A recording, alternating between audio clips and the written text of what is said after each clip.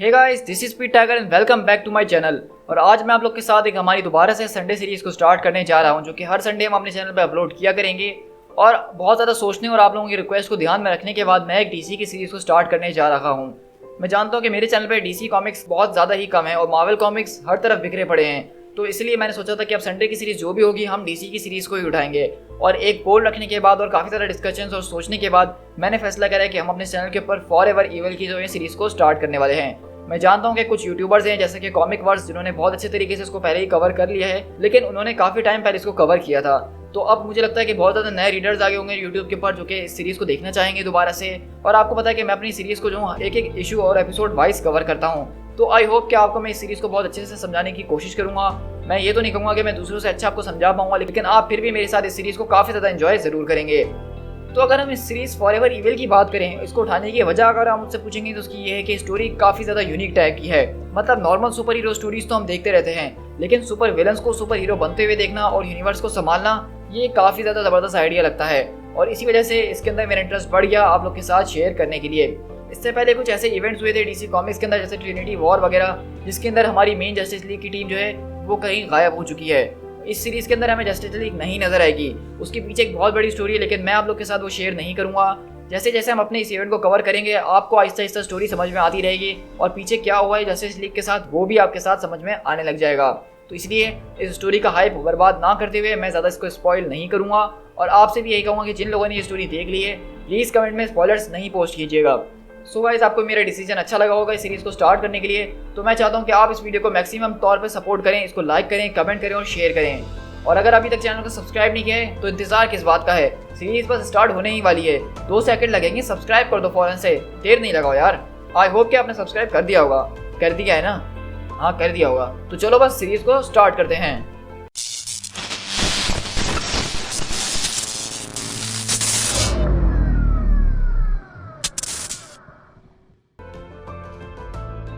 तो forever evil के इस कहानी की शुरुआत होती है लेक्स लूथर के साथ, जहाँ पे वो कहता है, क्या तुम मेरी स्टोरी ऑफ सक्सेस को जानते हो? जैसा कि तुम देख सकते हो कि यहाँ पे मेट्रोपोलिस के अंदर हर तरफ ऊंची ऊंची इमारतें हैं और हर तरफ मेरा ही नाम छपा हुआ है। तकरीबन इस पूरी की पूरी जगह के अंदर 90% ऑफ शेयर्स मेरे हैं। हर चीज़ लेक्स कॉर्प को बिलोंग करती है एक बार दोबारा से।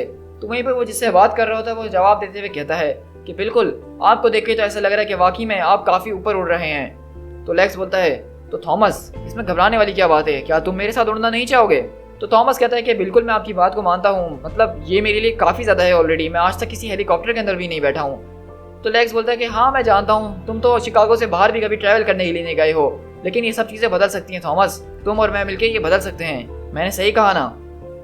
मिस्टर लूथर, आई अप्रिशिएट कि आपने मुझसे इतनी ज़बरदस्त किस्म की ऑफर करी और ये मीटिंग सेट करी, लेकिन मैं अपने आप को बेच नहीं सकता हूँ। ये कंपनी जो है मेरे ग्रैंडफादर ने बनाई थी, मेरी मॉम ने इसको चलाया और अब मैं इसको चला रहा हूँ, और मैं चाहता हूँ कि आगे जाके मेरा बेटा भी इसी कंपनी को चलाए। लेकिन खैर, आप मुझे ये बताइए कि आप इस कंपनी के अंदर इतने ज़्यादा इंटरेस्टेड क्यों हैं? इसमें ऐसा है क्या? मैं तुम्हें once in a lifetime chance दे रहा हूँ थॉमस, इस तरह के मौके ज़िंदगी में हर किसी को नहीं मिलते हैं। मैं तुम्हारी कंपनी की कीमत से दुगने पैसे देने के लिए तैयार हूँ, वो भी कैश के अंदर, जब तुम बोलो, जहाँ तुम बोलो। तुम जल्दी रिटायर हो सकते हो, इस टेक्नोलॉजी की डेवलपमेंट के बारे में इतना चिंता करने की तुम्हें ज़रूरत नहीं है, अपने दिमाग पे जोर डालना तुम्हें नहीं पड़ेगा, सिर्फ अपनी फैमिली के ऊपर फोकस करो और मज़ेदार ज़िंदगी आगे एंजॉय करो। तुम्हें पे वो बोलता है थॉमस कि कॉर्ड इंडस्ट्रीज़ ही मेरी फैमिली है, मैं इसको बेच नहीं सकता हूँ, बल्कि मैं इसको बेचूंगा ही नहीं। तो कहता है कि तुम जानते हो कि एक बहुत बड़ा कोटेशन है, यानी कि सर्वाइवल ऑफ द फाइनेस्ट, और बहुत ज़्यादा लोग कहते हैं कि चार्ल्स डार्विन ने इसको लिखा है, लेकिन सच में अगर देखा जाए तो फिलोसफर हर्बर्ट स्पेंसर थे जिन्होंने फर्स्ट टाइम इसको कहा था ओरिजिन ऑफ द स्पीसीज को पढ़ने के बाद, और ये एक एक्सटेंडेड नज़रिया है उनकी इकोनॉमी के ऊपर, लाइफ के ऊपर। तो थॉमस बोलता है कि क्या मतलब? मैं कुछ समझा नहीं। तुम जानते हो ना कि हेलीकॉप्टर से बहुत ज़्यादा लोग गिर सकते हैं। तो कहता है कि एक्सक्यूज़ मी। तो लेक्स बोलता है कि तुम जानते हो थॉमस कि एक्सीडेंट्स तो होते ही रहते हैं। और वहीं पर उसका पायलट भी बोलता है कि बिल्कुल मिस्टर लूथर, आपने ठीक कहा, एक्सीडेंट्स तो होते ही रहते हैं। तो थॉमस बोलता है कि ज़रा एक मिनट, क्या तुम मुझे यहाँ पे धमकी देने की कोशिश कर रहे हो? अरे नहीं थॉमस, लगता है कि तुम मुझे मिसअंडरस्टैंड कर रहे हो। मैं तुम्हें यहाँ पे धमका नहीं रहा हूँ, बल्कि मैं तुम्हारी पूरी की पूरी फैमिली को धमका रहा हूँ। जैसे ही तुम्हारी अनफॉर्चुनेट डेथ होगी, मैं तुम्हारी पूरी की पूरी कंपनी को वैसे ही डिसॉल्व कर लूंगा। जो लोग आज तुम्हारे लिए काम करते हैं वो मेरे अंडर काम कर रहे होंगे, और जिनको मुझे निकालना होगा मैं अपनी मर्जी से निकाल दूंगा। फेडरल अथॉरिटीज़ वाले आएंगे, सबूत ढूंढने की कोशिश करेंगे, लेकिन वो सब मेरे लिए 2 मिनट की काम है। उनको किस तरह से खरीदना है, उनको किस तरह से अपनी जेब के अंदर डालना है, ये मेरे लिए कोई मुश्किल बात नहीं है। तो वहीं पे थॉमस बोलता है कि ये तुम मेरे साथ नहीं कर सकते हो, ये गलत है। तो लेक्स बोलता है कि सिर्फ इतना ही नहीं, मैं तुम्हारे बच्चे को ड्रग्स की आदत लगा दूंगा, उसको एक एडिक्ट बना दूंगा और उसको सड़कों पे ले आऊंगा, वो कहीं का नहीं रहेगा। और उसके बाद तुम्हारी लवली वंडरफुल ब्यूटीफुल वाइफ जो है उसको मैं एक जबरदस्त किस्म के इंसान से इंट्रोड्यूस करवाऊंगा और वो ठीक उसी दिन तुम्हारी बीवी को छोड़ के चले जाएगा जब तुम्हारा बेटा ओवरडोज की वजह से मारा जाएगा। सोचो उस वक्त तुम्हारी बीवी की क्या हालत होगी कि उसका बेटा ड्रग के ओवरडोज से मर गया और जिसको वो चाहती थी, जिसपे वो विश्वास करती थी, वो उसको छोड़ के चले गया। एक दिन में एक औरत के लिए इतना सब कुछ खोना ये एक आसान बात नहीं है। मैं इस चीज़ को पहले भी होता हुआ देख चुका हूँ, ये बहुत ज़्यादा ट्रेजिक होता है, मेरी बात को मान लो। तो क्या तुम्हें मेरी बात समझ में आ रही है मिस्टर कॉर्ड? और यहाँ पे हमने देखा कि लेक्स लूथर बिल्कुल अपने क्लासिक रूप के अंदर है कि किस तरह से वो लोगों को ब्लैकमेल करता है, बड़ी बड़ी कंपनीज को हड़प लेता है और वहीं पे वो कॉन्ट्रैक्ट निकाल के देता है उसको साइन करने के लिए। लेकिन इससे पहले कि वो कुछ बातचीत कर पाए या समझ पाए तो अचानक उनके हेलीकॉप्टर के अंदर कुछ गड़बड़ी आ जाती है और वहीं पे पायलट बोलता है कि मिस्टर लूथर, लगता है हमारे पास एक प्रॉब्लम है। और वहीं पे हम देखते हैं कि अचानक उस सिटी के अंदर सारी की सारी बत्तियां बंद हो जाती हैं, पूरी की पूरी सिटी जो है बंद हो चुकी है, हमारे हेलीकॉप्टर भी। मेडे मेडे, हम लोग जो है पावर खो चुके हैं और गिर रहे हैं। वहीं पे पायलट बोलता है कि मिस्टर लूथर आप किसी चीज को पकड़ लीजिए, हम गिर रहे हैं। और लूथर बोलता है कि तुम इडियट, इस जहाज को उड़ाने की कोशिश करो, ये क्या कर रहे हो। लेकिन अगली पल हम देखते हैं कि एक जोरदार धमाका होता है और वो लोग उस हेलीकॉप्टर के साथ जाके एक बिल्डिंग के अंदर घुस जाते हैं जहाँ पे सबकी काफी ज्यादा बुरी हालत हो गई होती है और लेक्स भी उस हेलीकॉप्टर से किसी ना किसी तरीके से बाहर आ रहा होता है। लेकिन जब वो अपने फोन की तरफ जाता है उसको उठाने के लिए तो उसको एक चीज नजर आती है लिखी हुई फोन के ऊपर, the world is ours, the world is ours. और वो जहाँ कहीं भी देख रहा होता है जिस स्क्रीन के ऊपर भी वहाँ पे यही मैसेज लिखा आ रहा होता है और लेक्स एकदम हैरत में होता है कि ये हो रहा है तो क्या हो रहा है। लेकिन वहीं से हम शिफ्ट होते हैं रोबोटिक आवाज की तरफ जो कहता है मेट्रोपोलिस डार्क हो चुका है, अगला गौतम है जिसको मैं ऑफलाइन करने लगा हूँ। हम इस पूरी की पूरी दुनिया की पावर और कम्युनिकेशन को खत्म कर देंगे सिर्फ एक ही घंटे के अंदर। Have a nice day. और इस तरह हम देखते हैं कि यहाँ पे हमें ग्रिड नजर आ रहा है जो कि अर्थ 3 का साइबॉर्ग है। यहीं से हम शिफ्ट होते हैं नाइट विंग के पास जो कि यहाँ पे क्रिमिनल मिस्टर जैस को जो है मार्थ के शिकागो की तरफ ले जा रहा होता है। और यहाँ पे हम देखते हैं कि वो यहाँ पे बारबरा से जो है वायरलेसली कॉन्टैक्ट कर रहा होता है और बताता है कि यहाँ पे आजकल जो है गौतम के अंदर जेनेटिक्स कुछ ज़्यादा ही बढ़ चुके हैं। लेकिन अगली बार हम देखते हैं कि जब वो यहाँ पे आ ही रहा होता है अरकम असylum की तरफ तो वहाँ की भी बत्तियाँ चली जाती हैं और उसको सिर्फ एक ही चीज़ सुनाई देती है अपने ईयरफोन्स के अंदर, द वर्ल्ड इज आवर्स। और वहाँ पे वो जोर से चिल्लाता है और वो कहता है कि बैड गर्ल कहाँ हो तुम, मुझे तुम्हारी आवाज़ नहीं आ रही है, बैड गर्ल क्या तुम वहाँ मौजूद हो। और इसलिए हम देखते हैं वो अरकम असylum की तरफ जा रहा होता है और वहीं पे हम देखते हैं कि एक चीज़ उड़ती हुई अरकम असylum की तरफ जाती है और नाइट विंग भी उसका पीछा करते हुए जाता है। और हम देखते हैं कि अरकम असylum के दरवाजे पे एक लेडी खड़ी होती है काले कपड़ों के अंदर और कहती है अरकम असylum तो ये एक प्रिजन है, हाउ स्ट्रेंज। और इस तरह हम देखते हैं कि वो उस प्रिजन का मेन दरवाजा पकड़ती है अपने हाथों से ही और उसको उखाड़ के दूर फेंक देती है। और नाइट विंग बोलता है बैड गर्ल मुझे लगता है हमारे सामने एक मेजर ट्रबल है अरकम के अंदर, किसी ने अपने हाथों से ही पूरे के पूरे दरवाजे को उखाड़ के फेंक दिया है।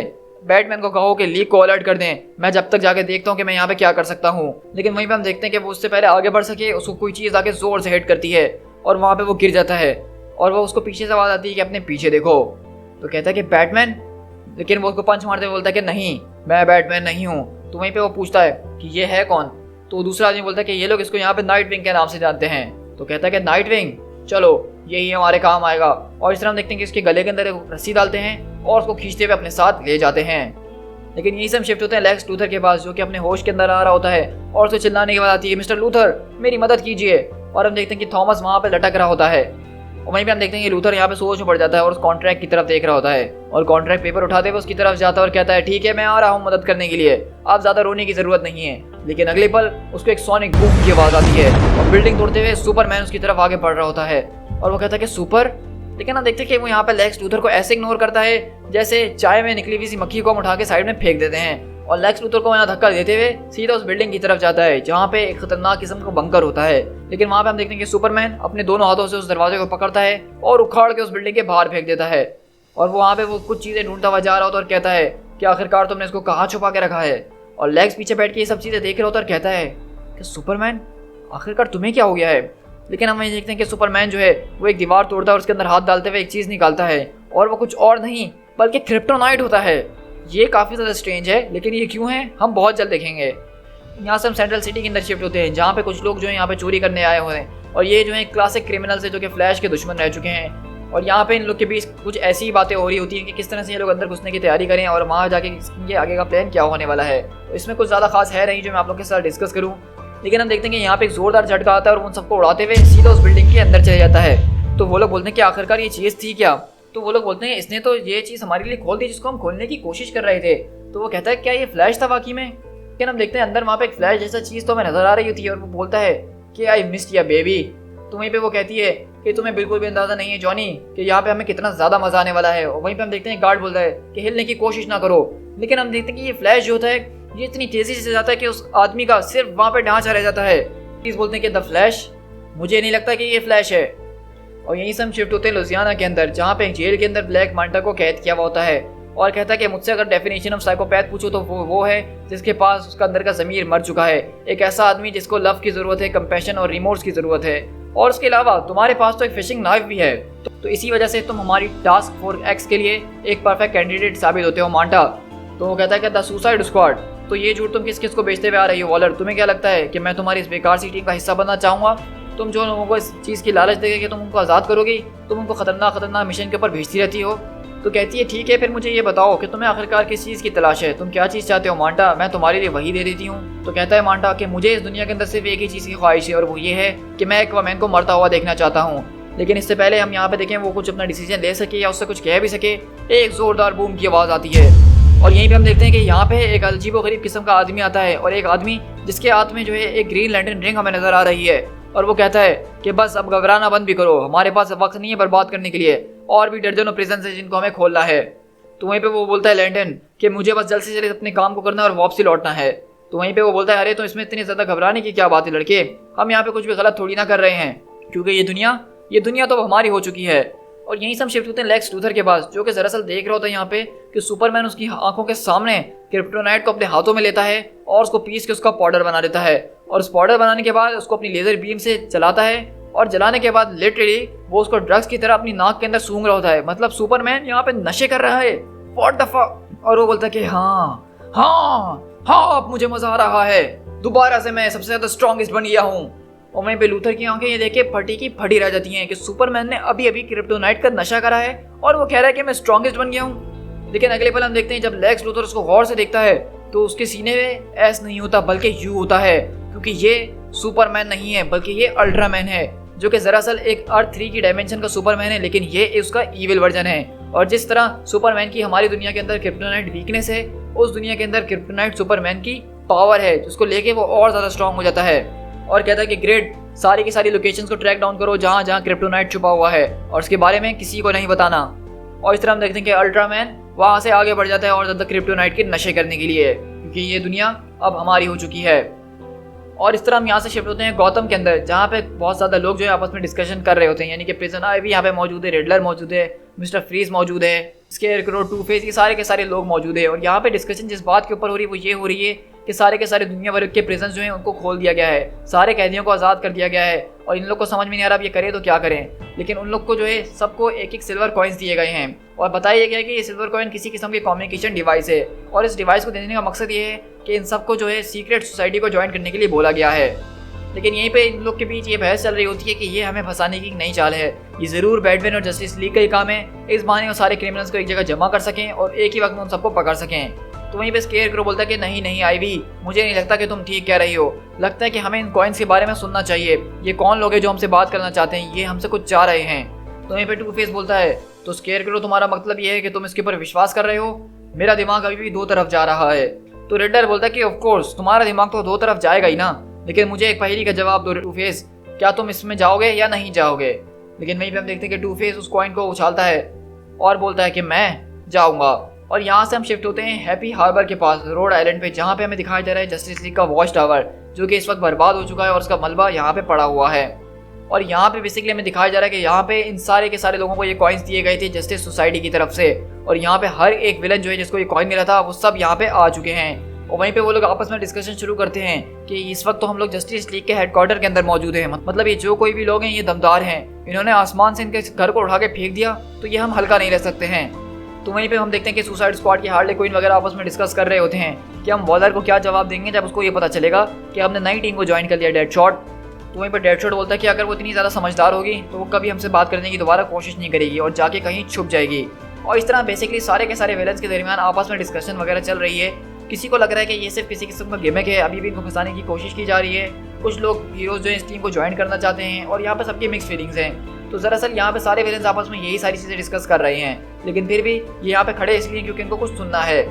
लेकिन हम देखते हैं इसी बीच सारे के सारे क्रिमिनल्स के अंदर आपस में हीटेड आर्गुमेंट शुरू हो जाते हैं। वहीं पर डेस्ट्रो जो है गोरिल्ला ग्रॉड के ऊपर अपनी गन रख देता है और कहता है ठीक है गोरिल्ला इंसान, अगर तुम्हें इससे लड़ने का शौक है तो देखो, क्योंकि मैं अगला सर तुम्हारा ही काट के लगाने वाला हूँ अपनी दीवार के ऊपर।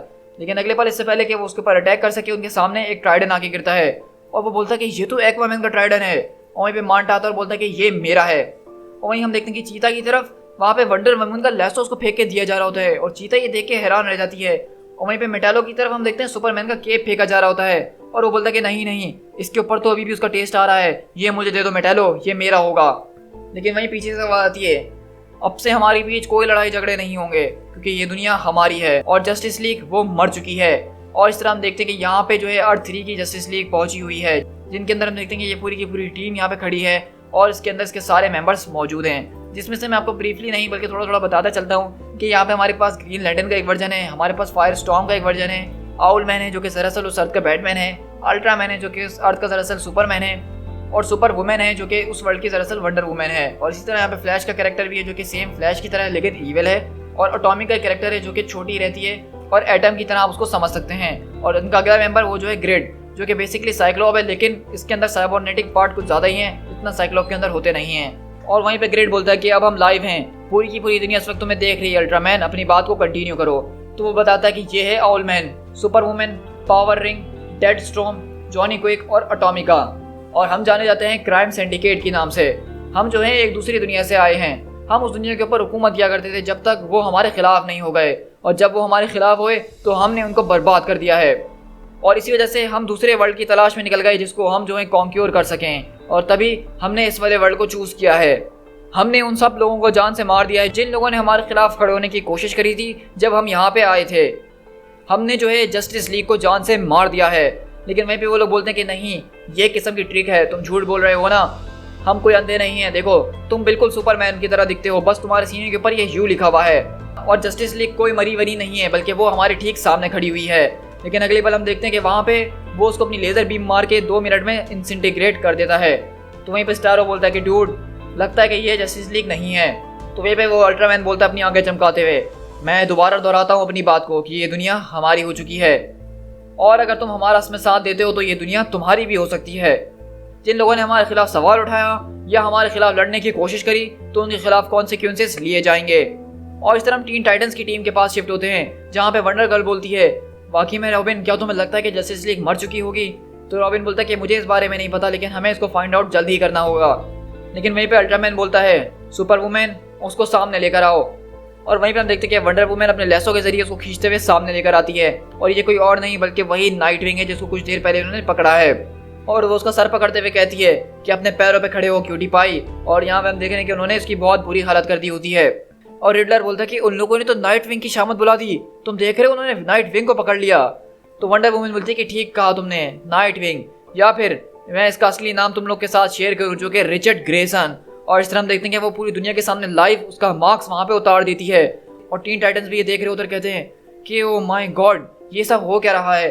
और वहाँ पे बैट गर्ल भी ये सब चीज़ें देख रही होती है, और वहाँ पे लेक्स लूथर भी इस चीज़ को देख रहा होता है और कहता है कि डिक ग्रेसन, और आखिरकार ये ग्रेसन है कौन। और अगले बार जब वो ये सवाल करता है तो टीवी पे उसका आइडेंटिटी कार्ड, उसकी पूरी बैक हिस्ट्री, उसकी पिक्चर्स वगैरह सब कुछ शेयर कर दी जाती हैं। मतलब लिटरली यहाँ पे नाइट विंग की जिंदगी तो बर्बाद हो चुकी है, उसकी सीक्रेट आइडेंटिटी सारे विलन सारी दुनिया के सामने शेयर कर दी गई है। वहीं पे पावर रिंग बोलता है कि तुम्हें लगता है कि वो ग्रेसन को बचाने की कोशिश करेगा ओल्ड मैन? तो कहता है कि नहीं नहीं, वो उसको नहीं बचाएगा, मैं जानता हूँ कि ओल्ड मैन की दुनिया में भी एक इसी तरह का उसका पार्टनर हुआ करता था, लेकिन ये वो है नहीं, और ये उससे बहुत ही ज़्यादा कमज़ोर भी है। और वहीं पे वंडर वुमन कहती है कि ग्रेसन, इसके पास बहुत ज़्यादा दोस्त हैं, बहुत ज़्यादा ऐसी जगहें हैं जिनको वो अपना घर बुलाता है, लेकिन हम उन सारी जगहों को जानते हैं। हम हर एक उस जगह को हंट डाउन करेंगे और बर्बाद करके रख देंगे जिस चीज़ की परवाह रिचर्ड ग्रेसन को है। और जो कोई भी हमारे खिलाफ जाने की कोशिश करेगा वो अपनी जानों के साथ खेलेगा और कुछ भी नहीं। जो कोई भी हमारे खिलाफ खड़ा होगा उसकी फैमिली, फ्रेंड्स और नेबरहुड, उन सबको अपनी आंखों के सामने मरता हुआ देखेगा। लेकिन तुम सब जो मेरे सामने खड़े हो, तुम लोग हमारे दोस्त हो, तुम लोग हमारे साथी हो, तुम हमारी सीक्रेट सोसाइटी हो, तुम हमारी आर्मी हो। हमने तुम्हारी दुनिया को काफ़ी अरसे तक देखा है और हम इस बात को जानते हैं कि तुम्हारी दुनिया हमारी दुनिया से काफ़ी ज़्यादा डिफरेंट है। तुम अपनी दुनिया के अंदर वक्त को बर्बाद करते हो कमज़ोर लोगों को प्रोटेक्ट करते हुए। तुम इस दुनिया के जो है नेचुरल रूल के साथ खेलने की कोशिश कर रहे हो, उसके खिलाफ खड़े हो रहे हो, जो कि है नेचुरल सिलेक्शन।